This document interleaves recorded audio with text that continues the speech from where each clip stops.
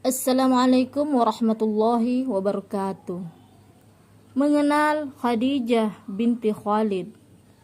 Dia adalah Ummul Mukminin Khadijah binti Khalid bin Azad bin Abdul Uzza bin Qusay al-Quraisyah al-Asadiyah. Ibunya bernama Fatimah binti Zaidah bin Jundub.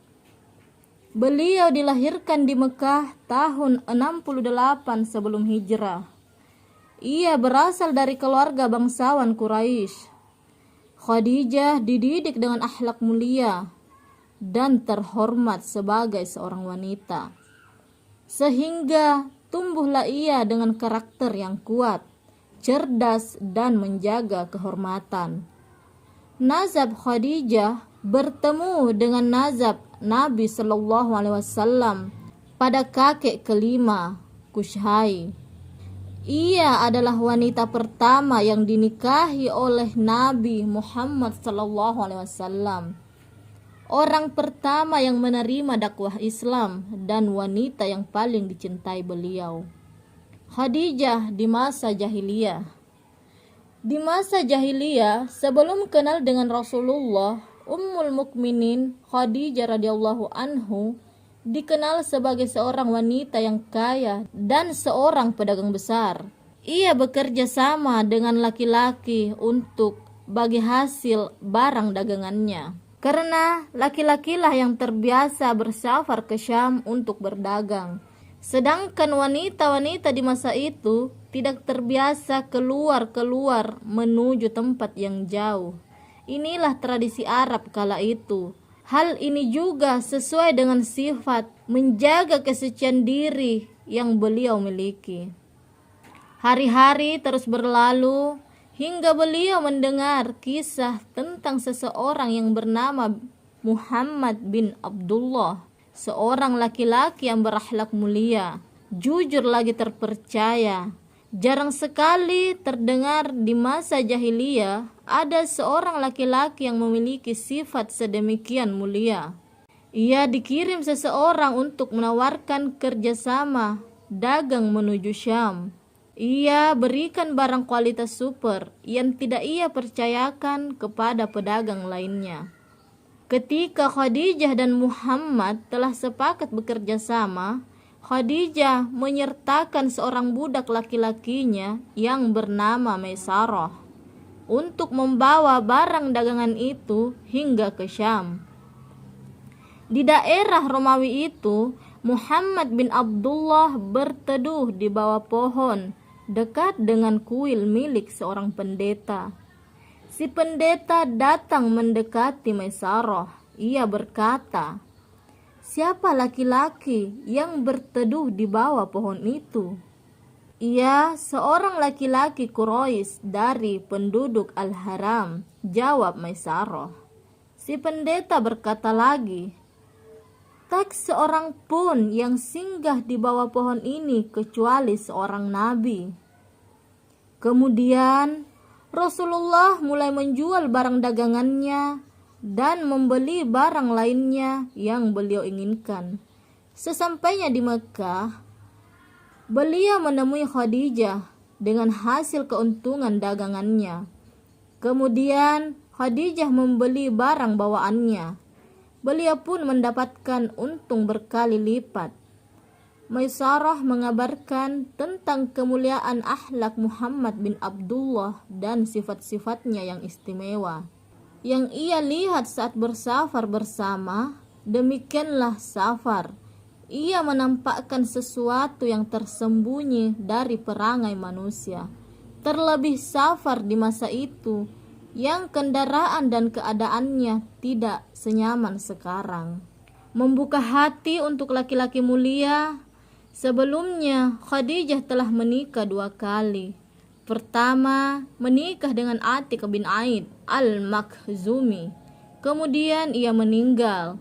Dan yang kedua, dengan Abu Halan bin Nabashi at-Tamimi yang juga meninggal.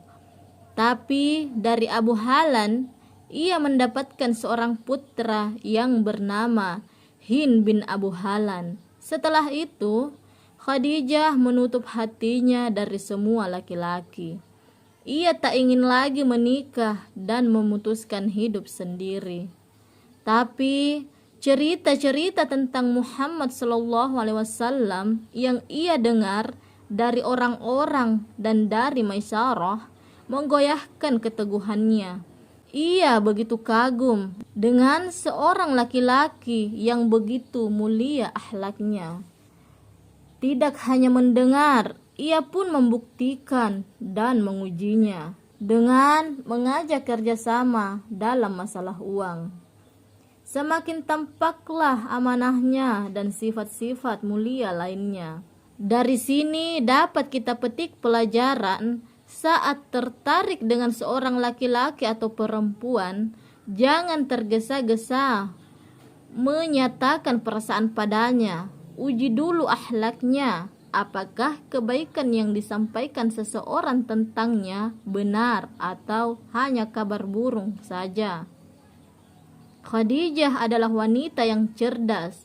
Ia tidak tergesa-gesa, emosinya stabil sehingga ia bisa mengetahui kabar tentang Nabi Muhammad tanpa membuatnya merasa malu atau jatuh harga dirinya. Singkat cerita, terjadilah pernikahan antara dua orang yang mulia, Muhammad SAW dan Khadijah binti Khalid. Maharnya adalah 500 dirham. Hal ini semakin menegaskan bahwa jodoh seseorang sesuai dengan keadaan dirinya. Pernikahan ini berlangsung saat Muhammad bin Abdullah belum mendapatkan kedudukan istimewa sebagai seorang nabi dan rasul. Sebelum Muhammad dikenal dan memiliki banyak pengikut, sebelum Muhammad kaya dan menjadi pemimpin negara, rumah tangga keduanya berlangsung kurang lebih selama 25 tahun. Muhammad berusia 25 tahun dan Khadijah 40 tahun. Kedua pasangan mulia ini terus bersama hingga Khadijah wafat di usia 65 tahun. Dan Rasulullah berusia 50 tahun. Ini adalah masa terlama kebersamaan Nabi bersama istrinya dibanding dengan istri-istri yang lain. Nabi tak menikahi wanita lain saat bersama Khadijah. Hal itu karena kemuliaan yang dimiliki Khadijah. Ia juga memberi beliau putra dan putri, Qasim, Abdullah, Zainab, Ruqayyah, Ummu Kalsum, dan si bungsu Fatimah adalah buah dari pernikahan keduanya. Memeluk Islam, Allah Ta'ala menganugerahkan Ummul Mukminin Khadijah hati dan ruh yang suci dan cahaya keimanan, sehingga ia begitu siap ketika kebaikan datang menghampirinya. Ketika Rasulullah SAW menerima wahyu pertama, bacalah dengan menyebut nama Tuhanmu yang menciptakan. Quran Surah Al-Alaq ayat 1. Nabi segera pulang dalam keadaan takut dan gemetar. Kemudian beliau bertemu dengan istrinya. Selimuti aku, kata Nabi. Khadijah menyelimutinya sampai rasa cemasnya sirna. Nabi berkata, Khadijah, apa yang terjadi padaku? Aku khawatir terjadi apa-apa pada diriku. Khadijah menanggapi dengan kalimat yang sangat berarti bagi psikis Nabi. Ia berkata, tidak, bergembiralah demi Allah. Demi Allah, dia tidak akan pernah menghinakanmu. Demi Allah, engkau adalah seorang yang menyambung silaturahim. Jujur ucapannya, memikul kesulitan orang lain, menanggung orang yang tidak punya, memuliakan tamu, dan mendukung usaha-usaha kebenaran. Kemudian ia mengajak Nabi menemui sepupunya, Waraqah bin Naufal. Di masa jahiliyah, Waraqah adalah seorang laki-laki Nasrani. Ia menulis Injil dengan bahasa Arab dan ia sudah tua sampai-sampai buta karena ketuaannya. Ia memberi kabar baik kepada Nabi. Warokah bercerita bahwa apa yang baru saja beliau jumpai adalah An-Namus, Jibril, yang juga datang menemui Musa. Dalam keadaan aneh dan membingungkan itu, Khadijah lah orang pertama yang beriman kepada Allah dan Rasul-Nya. Tentu hal ini semakin meringankan beban psikis Nabi. Nabi tidak pernah mendengar sesuatu pun dari Khadijah yang membuat beliau tidak suka, tidak mendustakannya dan membuatnya bersedih. Melalui wanita mulia ini, Allah memberikan banyak jalan keluar dan kemudahan untuk beliau. Saat ia pulang mendakwahkan risalahnya, Khadijah selalu membuat jiwanya kembali teguh dan bersemangat, meringankan dan membenarkannya di saat orang-orang mendustakannya. Membayangkan keadaan tersebut dan sulitnya merintis dakwah di tengah orang-orang yang mengingkari. Tidak hanya mengingkari, mereka juga memusuhi dan merespon dakwah dengan gangguan. Tetapi beliau memiliki istri seperti Khadijah yang melapangkan dan tak pernah mengecewakannya sedikit pun. Dari sini kita tahu mengapa Rasulullah SAW tidak menikahi wanita lain selain dirinya saat ia masih hidup. Wanita yang cerdas, semua sumber-sumber sejarah yang menceritakan biografi Khadijah pasti menukilkan bahwa beliau adalah wanita yang cerdas. Hal itu terlihat dari bagaimana Khadijah meneliti sifat Muhammad bin Abdullah sebelum menjadi nabi, dan bagaimana ia mampu bernegosiasi membesarkan usahanya. Kecerdasannya yang lain adalah saat ia ingin menikah dengan Nabi, ia memiliki seorang utusan yang bernama Nafisah bin Maniyah. Wanita ini ia pilih dan tugaskan meneliti Nabi Muhammad setelah pulang dari Syam, agar ia tidak merasa malu, karena umumnya wanita malu menyatakan perasaan terlebih dahulu. Tampaklah seolah-olah Nabi Muhammad lah yang menginginkan Khadijah dan meminta dirinya untuk menikah dengan beliau. Setelah menikah, kembali Khadijah memberi keteladanan dalam kematangan akal dan pikiran. Ia tidak panik tatkala suaminya dalam kebingungan menerima wahyu pertama. Ia jawab dengan yakin bahwa Allah tidak akan menghinakan suaminya. Jawaban itu ia kuatkan dengan alasan-alasan sehingga sang suami benar-benar merasa tenang. Tidak cukup sampai di situ. Ia bawa suaminya ke Warokah agar semakin tenang dengan peristiwa ajaib yang telah terjadi. Perhatikanlah tahapan-tahapan Khadijah dalam menenangkan suaminya dalam menerima wahyu. Pasti semakin tampaklah kecerdasan dan kematangan jiwanya. Membantu dakwah Islam. Bantuan Ummul Mukminin setelah taufik dari Allah terhadap dakwah amatlah banyak. Kalau seandainya kita sebutkan, tentu saja sebagai orang pertama yang beriman, tentu itu sudah cukup sebagai keutamaan beliau. Itu sangat penting bagi Rasulullah. Sangat penting untuk beliau diterima di lingkungannya, karena istrinya adalah orang pertama yang beriman. Setelah memeluk Islam, beliau korbankan hidupnya. Kehidupan yang tenang dan nyaman berubah menjadi kehidupan yang menantang dan penuh gangguan. Kehidupan, dakwah, jihad, dan pengepungan, keadaan tersebut sama sekali tak mengurangi cintanya kepada suaminya.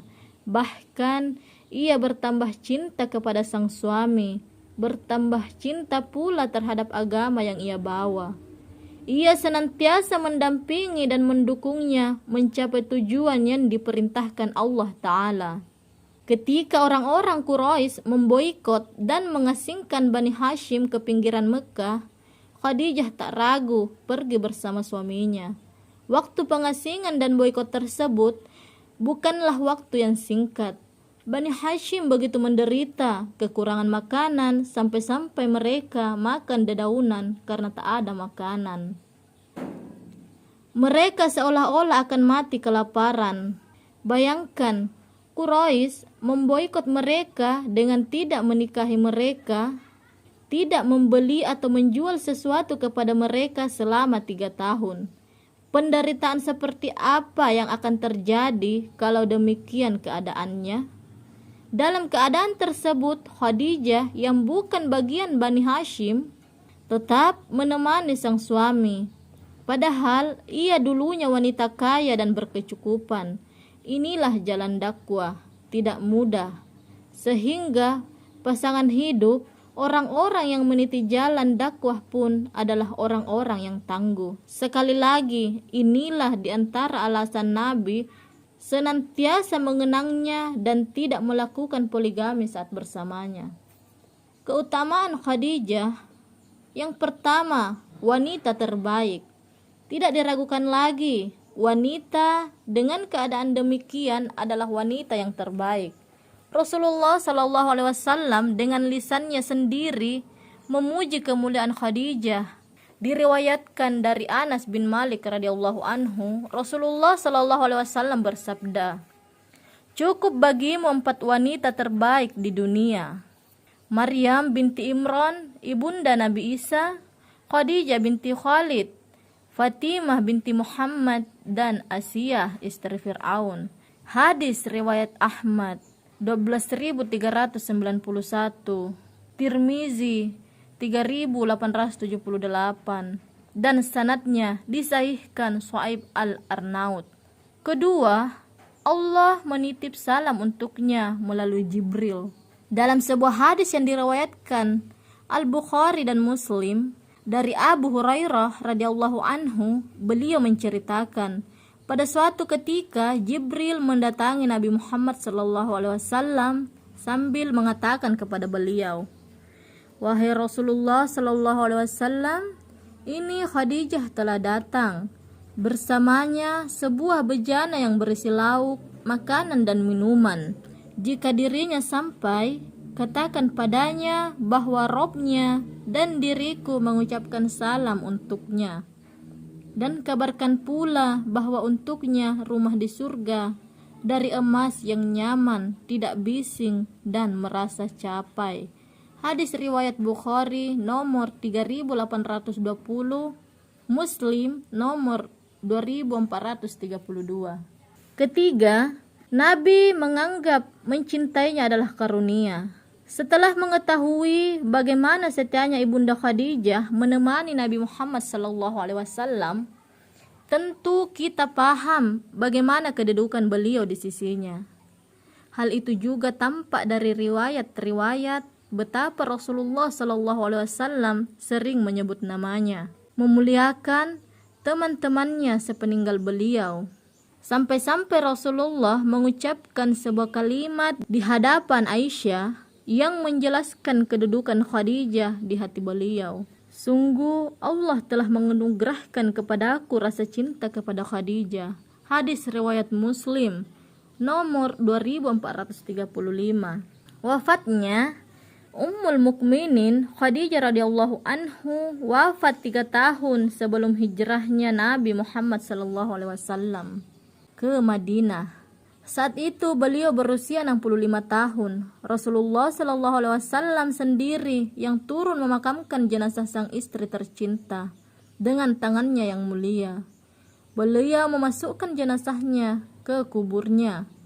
Wafatnya Ummul Mukminin Khadijah sangat berdekatan waktunya dengan wafatnya Abu Thalib. Rasulullah benar-benar merasa sedih dengan wafatnya 2 orang yang beliau cintai ini, 2 orang penolong dakwahnya. Ditambah lagi sang paman wafat dalam keadaan berada di atas agama nenek moyangnya. Karena begitu sedihnya Rasulullah, tahun ini pun dinamakan tahun kesedihan. Demikianlah kisah Khadijah binti Khalid, istri Rasulullah sallallahu alaihi wasallam. Semoga dapat menjadi pembelajaran untuk kita semua. Wallahu a'lam. Wassalamualaikum warahmatullahi wabarakatuh.